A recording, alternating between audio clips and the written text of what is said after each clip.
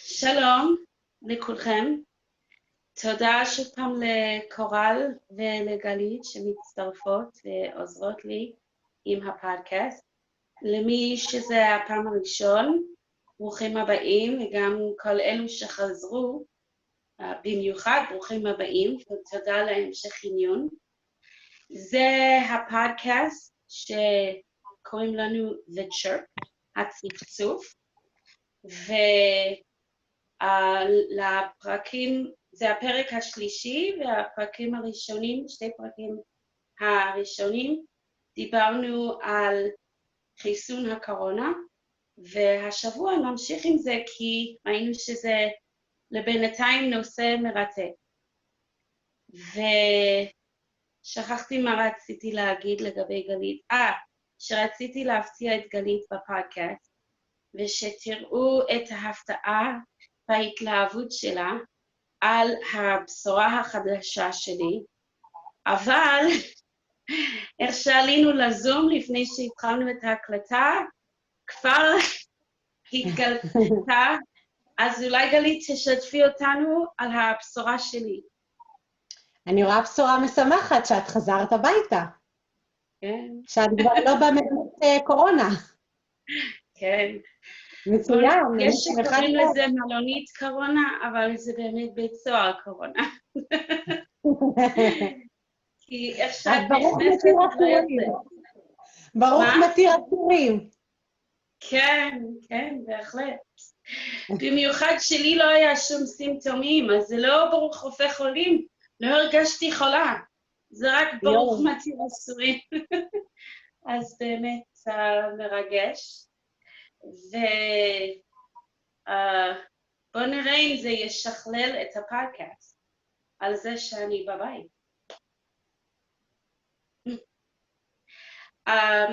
מה שאני תמיד אודיע אכיר תודה על החוויה של המלונית, זה נולדה מזה הפודקאסט, נולדה מהזמן במלונית. אז תמיד זה יהיה לזה מקום חם בלב שלי. אוי, גלית, אני רואה שבטעות נהיה לך על מיוט. נראה לי. כן. לא שומעים. כן, מעולה. אז אני רציתי לשאול אותך, בהמשך למה שאת שיתפת שבוע שעבר, על אני לא יודעת איך בדיוק אומרים את זה בעברית, על המשרה שלך כרקדנית. כן. הקריירה, ובמיוחד לגבי התוכנית החיונית של להשתמש בריקוד שלך כדי לקדם שלום, חשבתי על זה שבמיוחד ההתפרצות האחרונה של הנגיף, שבאמת רק דרך החיסון אולי יתאפשר לך לנסוע לדובאי.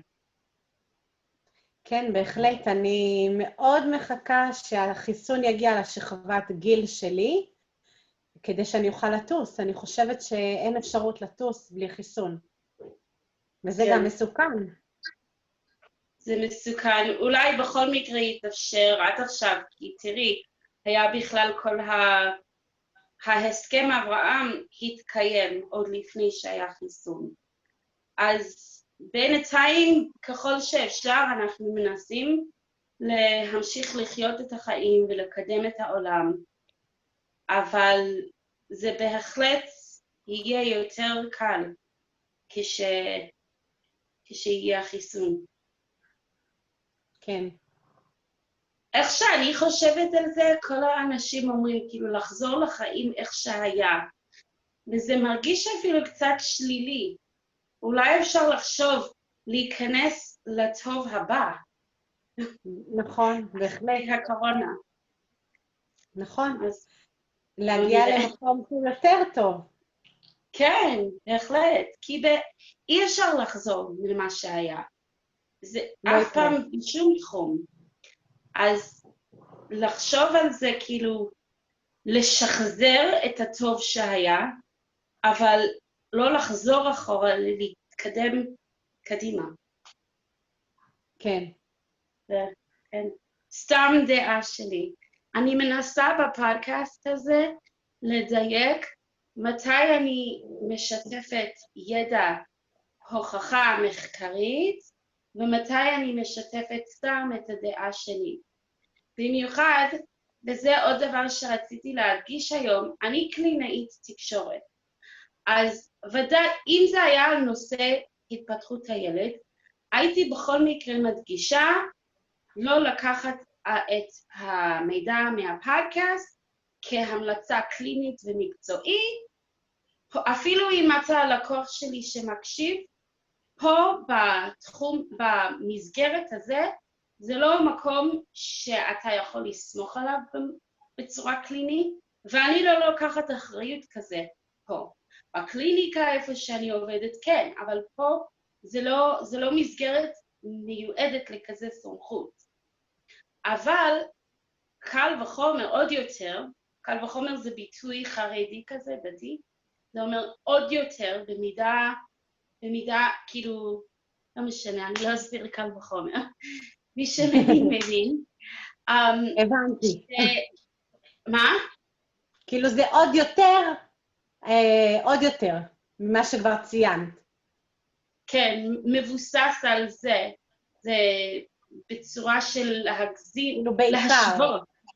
כן, שאני קלינאית, אין לי תואר מחקר רפואה, אני לא רופאה, אני לא וירולוגית, אז מה שאני מספרת פה זה בהחלט לא על ידע מקצועי, אבל לכל אחד זכות דעה, אז גם לי זכות הדעה שלי, ואני אחת שכן קראתי בנושא ומבינה בכזה כמות, למי שרק מקשיב הרמתי כאילו את הידיים להראות כמות קטנה, אני מרימה כזה, אני מבינה טיפה את החומר, אז בסדר, אני יכולה לשתף פה דעות, אבל אני צריכה להדגיש שזה רק דעה,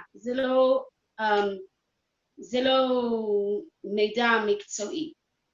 אבל מצד שני אני כן משתדלת להביא לפה ידע שכן תוכלו באיזושהי מידה לסמוך עליו.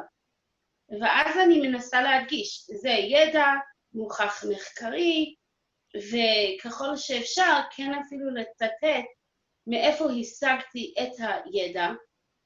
דבר ראשון שתוכלו לדעת האם אפשר לסמוך על זה, ולהחליט בשביל עצמכם, האם לסמוך על מה שאני אומרת או לא, וגם כן כל מי שירצה לברר בנוסף לעצמו, אני בשמחה נותנת את המקורות, כן, בכישורים. אני לא יודעת אם כתבתי את זה בשתי הסרטוני יוטיוב, קצת הסידורים ועדכונים קשה לי לעקוב, אבל יש לי אתר אינטרנט, Elixir of the Sea, וקישור לזה בטוח הכנסתי באחד מהסרטונים כבר, ומי שרוצה לשאול עוד מידע יכול לשלוח לי מייל או לכתוב בהודעות בתגובות של הסרט. יש כל מיני דרכים ליצור איתי קשר אם יש עוד שאלות לקישור למחקר, וזה גם יאשר לי תמיד את הפודקאסט הבא, לפי התגובות שאני שומעת. אז כן. וגם רציתי לשתף מחמאות שכבר קיבלנו, ובאמת גם בזכותך, אז קבלי את זה לכבודך גם, ולא לחדור עוד ועוד על הנושא הזה, אבל אני באמת מקווה שזה יהיה הדבר האחרון בנושא לבינתיים. אבל אחת מהמחמאות, אולי בעצם אני אבדוק מה, רק שנייה, אני לא יודעת אם זה סוגר, אתם עדיין שומעים אותי? שומעות? כן. אבל אולי זה שבר את המסך, אני רק רוצה לקרוא בדיוק מה אחת שלחה לי, זה ממש חימם לי את הלב. חוץ מכמה אנשים שהיו במלון, וזה ממש הצחיק אותם ונתן להם הנאה כזה לראות סרט ביוטיוב מהמלון שבו הם נמצאים, כזה הם נהנו מהרעיון. אבל אחת, היא כתבה לי, דינה באמת מסבירנית רפואית מופלאה ויצירתית. אז זה המחמאה וממש נהניתי. נהדר. אבל אז המחמאה עלתה לעוד רמה שפתאום התחלתי לחשוש. היא כתבה כמעט משכנעת אותי לגבי החיסון. ואמרתי לעצמי, אוקיי, נכון, יפה, אבל נבהלתי, כי זה לא המקום שלי לשכנע אנשים, ואנשים לא יכולים לסמוך עליי, שאם אחר כך יהיה תוצאות, אבל דינה שכנעה אותי. כי אני לא רופאה, אין לי מספיק ידע כדי להגיד לכם, קחו את החיסון או אל תיקחו את החיסון. אם היא השתכנעה ממקום שבגלל שהידע שהקניתי לה והחשתי לה, היא מרגישה רגועה ויכלה לבוא להחלטה לקחת, אז מעולה. אבל אני לבינתיים באמת, כאילו אפילו אם לי לא היה הקורונה, אני לא יודעת אם הייתי בוחרת עוד לקחת או לא. ואם כן או לא, לא הייתי משתפת לכם, ובוודאי בתור אחת שמפיצה ידע, אין לי דעה האם לקחת או האם לא לקחת. פשוט כי זה נושא מסובך, ואני לא ממקום של ידע מספיק מורחב לדעת. מה שאני עושה זה אני קוראת כתבות, מקשיבה להרצאות, מחפשת בכל מיני מקומות להבין דברים שאני עוד לא הבנתי, ומנסה כמה שיותר לסכם את החומר ולתרגם את החומר בין מאנגלית לעברית, בין משפה מדעני לשפת בני אדם, וכאילו זה הגישה שלי. נכון, אנחנו רק באמת משוחחות על כך, והשיחות האלה זה לדבר על המצב שכרגע אנחנו נמצאים בו, ואנחנו לא לוקחות אחריות על בן אדם. מי שמחליט משהו בעקבות השיחה, זה על אחריותו בלבד. זה כמו שאנחנו מדברים על זה בינינו, במשפחה, שומעות חדשות, זה בדיוק אותו דבר. אף אחד לא סמכות רפואית כאן כדי להגיד לבן אדם אם לעשות חיסון או לא לעשות חיסון. זה להתייעץ עם רופא משפחה ישירות. כן. אבל מה ששמתי לב כשאני שוחחתי עם אנשים שהם מנסים לשאול את הרופא ולא מבינים, לא יודעים איך לנסח את השאלות, וכותבים, אחת אפילו אמרה לי, היא כתבה לי והיא מראתה לי, והיא מספרת לי mRNA וזה, ואז היא אומרת לי, ואני אפילו לא מבינה את המילים האלו. אז אני, וגם עוד דבר שממש הרגיז אותי, במלון, אנשים, אחת אומרת לשנייה, תאכלי לימון, זה יעזור לך. או היא אומרת, אם אחת תשמע את זה, אני לא רוצה להביך אף אחד ולא לזלזל, אבל היא אומרת, מי שחולה חמור, לעומת מי שחולה גבולי, החמור יכול להדביק את הגבולי. וכל מיני שטויות שאנשים ממציאים, וחושבים שזה אמת, ומצד אחד אמרנו שאין לנו סמכות רפואית. מצד שני, כן, יש פה מאמץ לחקור ולתת לכם מידע כמה שיותר מדויק. מידע נגיש. מה? בשפה שלנו. אני אומרת שזה מידע נגיש בשפה שלנו. כי למשל, אם אני אקרא את המחקרים שאת קוראת, בוודאות אני לא אבין. אבל את אומרת את זה בשפה שגם אני אבין וגם אחרים יבינו. אז גם לפעמים לא נעים לשאול מה המילה הזאת אומרת. אז אנחנו מציפים את זה, מה שנקרא. פה אין בושות, כל שאלה מקובלת. אז עם ההקדמה הזאת, איזה שאלה יש לך? אני אשמח לשמוע על החיסון לגבי מודרנה. כי אני הבנתי שגם מודרנה אמורה להגיע לארץ, ובינתיים מחסנים את המורים בפייזר, והתחילו לחסן את גיל 50. אבל מה עם גיל 30 פלוס? כן. אז באמת, פעם קודמת סיימנו עם תחילת הנושא של מודרנה, והבטחתי לך השבוע שנוכל להיכנס לזה יותר לעומק. האמת שלא הרגשתי טוב, ולכן לא הספקתי כמה שרציתי ללמוד ולחקור יותר במדויק, להתמקד על החיסון הזה. וגם לפני הפרק הראשון, היה לי כמה חודשים ללמוד ולאגר מידע על הנושא, ועכשיו יש לי רק שבוע כל פעם, אז זה כזה פער של הזדמנות להתכונן.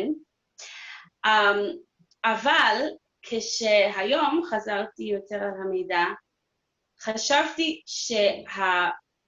פייזר, ביונטק ומודרנה, יש הרבה דברים דומים ביניהם, לעומת שהם מאוד שונים מאסטרזנקה.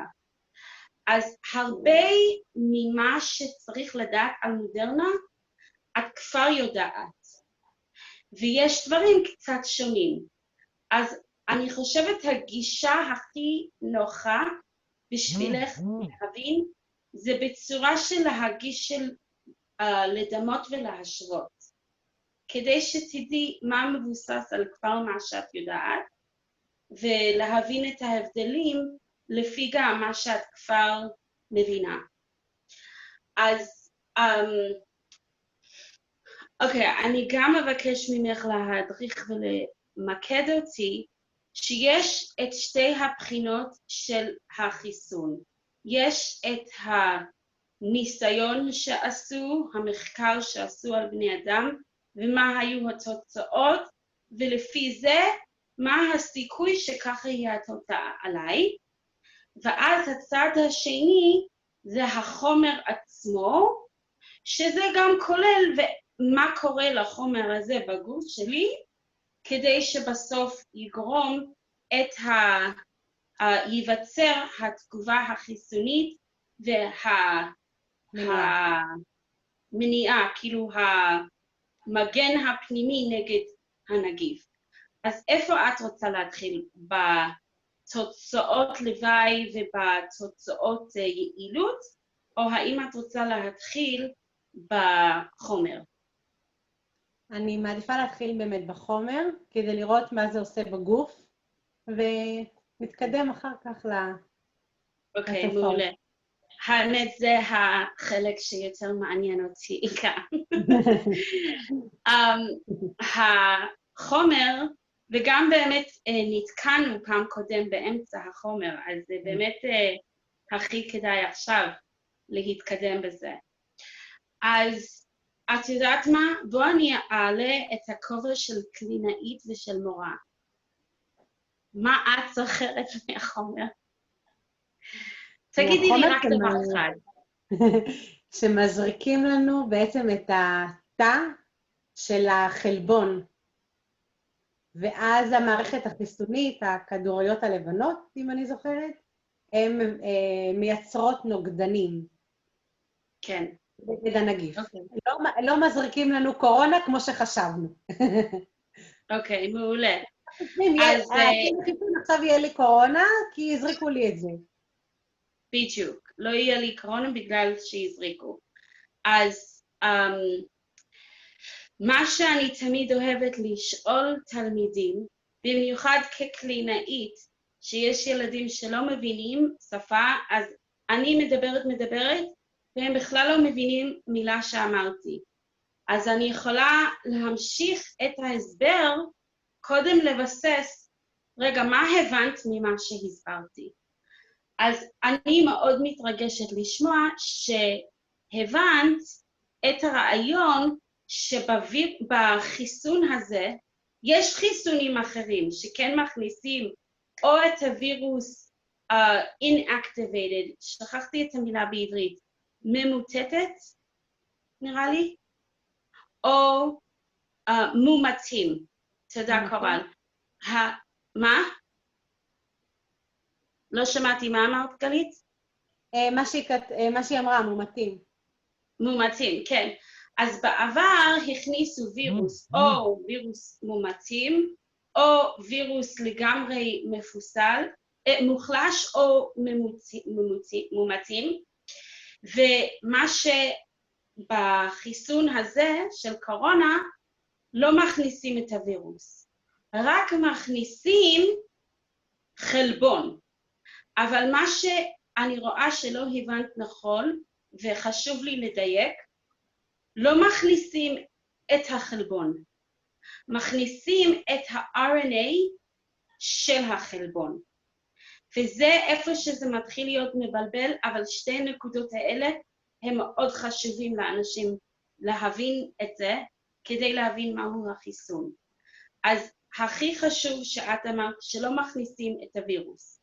לא את הווירוס עצמו, לא הווירוס מוחלש, לא הווירוס ממומת, ואפילו לא את ה-RNA ולא את ה-DNA של הווירוס. לא מכניסים את הווירוס. מכניסים חלבון הקשור לווירוס. ואני מנסה לחשוב איך להסביר את זה בצורה מסודרת, שהדבר הכי חשוב הוא לבנות לכם את התמונה. עכשיו, אני אומרת שוב פעם ושוב פעם את המילה RNA ו-DNA, וזה מאוד חשוב, אבל אני מרגישה כל פעם שאני אומרת את זה, אני מאבדת אתכם. אותך ספציפי פה איתי, וכל מי שמקשיב. זה כמו שאם אני הייתי מדברת איתכם, וכל רגע מכניסה לכם איזו מילה באנגלית, לא יודעת מה, combination. כל פעם שאני אומרת את המילה הזאת, אני מפסידה אתכם. אז RNA גם כל הזמן כשמדברים בעברית, אומרים את המילה RNA. וזה בהחלט, אפילו אם אתם מנסים להבין בחדשות, מאבד אתכם. אז RNA, התחלנו להסביר את זה, זה כמו קוד. בוא נגיד במחשב את מנסה לבנות אתר, ויש שאת יכולה לכתוב מה יהיה באתר, או קוראים לזה HTML, שפה של מחשב שאת כותבת את הקוד, וזה יגרום שבאתר יהיה כתוב את המילים שבחרתי. ובקוד לא כתוב מה שיהיה באתר, כתוב קוד לדבר. או בוא נגיד שאני עופה חלות. בספר מתכונים אין לי שם חלה. החלה היא תהיה בסוף התהליך, אחרי שאפיתי אותו, אחרי שהכנתי את הבצק בקערה, ושהכנסתי את החלות לתוך התנור, ואפיתי אותו בתוך התנור, יהיה לי את החלה. אבל לפני כן, אני לא יכולה סתם להכניס כל מה שנמצא בבית, ואפילו לא יכולה סתם לשים איזה כמות שאני רוצה של קמח ומים, זה חייב להיות כמות מדויקת, ושל עוד חומרים מסוימים, מדויקים. אפילו יש חלה שלא מכניסים yeast, שמרים, מכניסים איזושהי מין בצק אחר. ולעומת זאת יש חלה שלא מכניסים ביצים, אבל במתכון אחר, אם את לא מכניסה ביצים, יהרוס לך כל החלה. אז זה הרעיון שלמה המתכון הוא חיוני והכרחי. ובמידה מסוימת, אם אני שלחת לך עכשיו המתכון של החלה, שלחתי לך את החלות שלי. זה הדבר, הוא החלות שלי. לא שלחתי לך תמונה של החדר המבולגן שלי, לא שלחתי לך שיר מרתק שכתבתי על העץ היפה מבחוץ לחלון, שלחתי לך את החלה שלי. אז זה הרעיון של מה הקשר בין RNA ומהו לחלבון. ה-RNA הוא המתכון לחלבון. אז לא מכניסים חלבון בתוך הגוף שלנו, מכניסים את המתכון, את ההוראות, מה להכין ואיך להכין אותו. אז אני רוצה קודם לעצור ולומר שעברנו את 20 דקות, אבל שבוע שעבר זה היה מוצלח יותר לקראת 40 דקות. זה בסדר גם לך קצת להמשיך? לי זה, אני אשמח. זה מעניין אותי מאוד. תודה. וגם כן אני כבר מאוד דואגת, הסום נסגר בעוד 10 דקות. אני חוששת אולי האם שבוע שעבר זה נסגר? אוקיי, בואו נאמר שאם כן, נקצה את זה ל10 דקות, לעוד 10 דקות, ותגידי לי אם את הבנת את הרעיון של RNA ומה ההקשר שלו לחלבון. כן, בעצם החלבון זה בעצם החלה, שהחלה כבר מוכנה, אז לא מכניסים לנו את החלבון, שזה כאילו החלה, לתוך הגוף, אלא מכניסים לנו את המתכון, את המצרכים, ואז מה שקורה בפנים זה החלה. כן, בדיוק. הוא נעשה כבר לבד, כאילו אנחנו התנור בעצם. בדיוק, אנחנו המטבח ואנחנו התנור. עכשיו, ולא אנחנו, תא בתוך הגוף שלנו. כן. אז רציתי לדייק, מקודם אמרת מכניסים תא, לא מכניסים תא בחיסון. מכניסים RNA. ו-RNA אפשר לומר שזה המתכון, או אפשר לקרוא לזה שזה הקוד, הסיסמה. אז מכניסים בנו את ה-RNA, כדי שהתא בתוך הגוף שלנו, שיש לו את התנור ואת המטבח, ייצור את החלבון. עכשיו, איזה חלבון התא ייצור בעקבות הקוד, המסר של ה-RNA שנכנס? אז מה שאמרנו, זה לא ייצור וירוס, וזה לא ייצור את כל החלבונים של הווירוס. זה רק ייצור חלבון אחד של הווירוס. שהחלבון הזה מספיק בשביל שהגוף ידע, אויב הגיע וחייבים להילחם ולהכין חיילים להילחם נגדו. שזה הנוגדנים שנוצרו. זה כמו חיילים שנוצרים. אז החלבון האחד הזה מספיק כדי לתת התראה לגוף שלנו, אבל גם כן החלבון הזה הוא הכי חשוב, הוא מאוד חשוב לווירוס, כי זה המפתח של הווירוס כדי להיכנס לתא שלנו. גם הווירוס נכנס לתא שלנו וגונב לנו את המטבח ומשמש בדברים שלנו כדי ליצור את עצמו, וככה מתחיל כל הבעיות של הווירוס.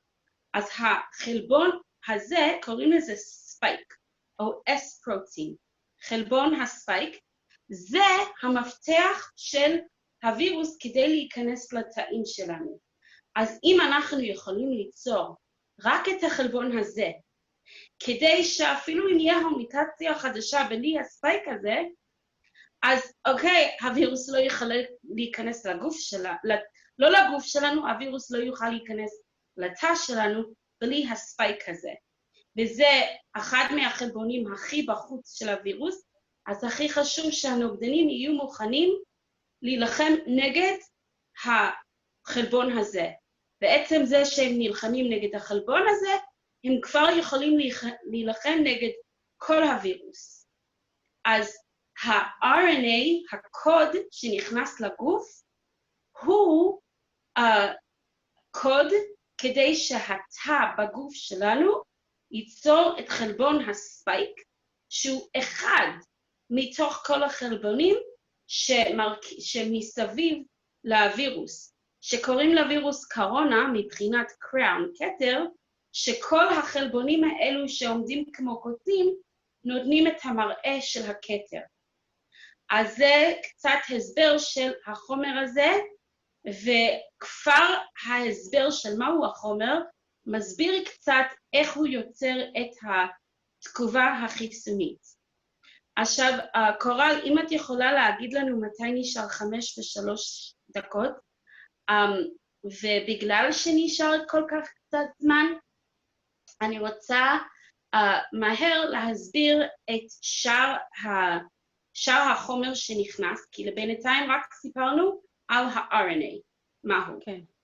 כי בעיקרון חלבון לא נכנס, רק RNA, אבל יש עוד משהו בחיסון, ואני לא יודעת אם 4:30 זה אומר שזה יסתיים, או שנשאר עוד 5 דקות. אבל... נשאר. אוקיי. מה שרציתי... סליחה, איבדתי קצת ריכוז. מה עוד נכנס חוץ מה-RNA? מה? מה עוד נכנס לגוף? החומר, אוקיי. אבל עוד דבר שאני חייבת להדגיש, במיוחד שאת ביקשת ספציפי שאני אדבר על מודרנה, שלא תרגישי שאני לא הקשבתי לך, המודרנה וגם פייזר ביונטק, לשתיהם יש את אותו חומר. ה-RNA בשביל החלבון ספייק, ומועטף בקרום של שומן. גם לפייזר וגם לביונטק יש את אותה חומר, אותה טכנולוגיה, ואותה שיטה ודעה מה יקרה אחר כך בגוף. כאילו שתיהם מבוססים על זה שהריבוזום, זה כמו התנור בגוף במטבח, הריבוזום זה דבר בתוך האיבריון, בתוך התא, שלוקח RNA, קוד, ויוצר מזה חלבון. אז שתי החברות מבוססים על הרעיון שנכניס את ה-RNA, הוא ייכנס לתא, הריבוזום של התא שלך, ייצור מזה חלבון, ואז יציג את זה בקרום של התא שלך, וזה יתחיל את שרשרת החיסונית של הגוף שלך. אז זה כבר מראה לך שאת כבר ידעת כמעט חצי ממה שצריך לדעת על חיסון המודרנה. שבוע הבא נוכל לדבר על השינויים של המחקרים שהם עשו, ותוצאות לוואי ויעילות והדברים האלו, אבל שבוע הדבר האחרון של החומר זה מועטף במעטפה של שומן. קוראים לזה ליפיד. ליפיד, גם אנשים דוברי אנגלית לא היו מבינים מה זה ליפיד, זה שפה מדענית, שהמשמעות של זה זה שומן. ואם נכניס RNA לתוך השריר שלך, ואז יעבור מזה לדם שלך, באיזושהי שלב בדרך הוא יהרס. הנוגדנים מיד יעשו אותו, וזה בעיה כי הם לא הספיקו להכיר שזה דבר חשוב וחייבים להכין לקראתו חיילים, כאילו הנוגדנים. אז חייבים שה-RNA יגיע בשלום ובשלמות עד לתא. אז עכשיו אני מבינה, היא כתבה 4.5 דקות. אז מה אמרתי? אז מה הבעיה? שה-RNA, הקוד הזה, יערס בדרך. זה כמו שאני מביאה לך דף עם המתכון חלות, ויורד גשם, וכל הדף יהרס. אז אני חייבת לעטוף את זה, בגלל שאם בוא נגיד, בטעות את אוכלת משהו עם חיידק, או נהיה לך פצע וחיידק נכנס. הגוף כבר מוכן להרוס את הדברים מיד, וזה מדי מהר בשבילנו, כי אנחנו צריכים להכין את הצבא. אז מעטפים את ה-RNA במעטפה של שומן, וזה מגן על זה עד שיגיע לתא. וחוץ מזה, תא של כל תא בגוף שלנו, כמעט כל תא, מועטף גם בשומן שמגן שדברים לא ייכנסו. וזה שה-RNA מועטף בשומן, כמו שהתא שלנו מועטף בשומן, ככה גם שומר על ה-RNA, וככה גם מאפשר לו להיכנס עד לתא שלנו, ששם הריבוזום יוצרים את החלבון, ואיזה חלבון? לא של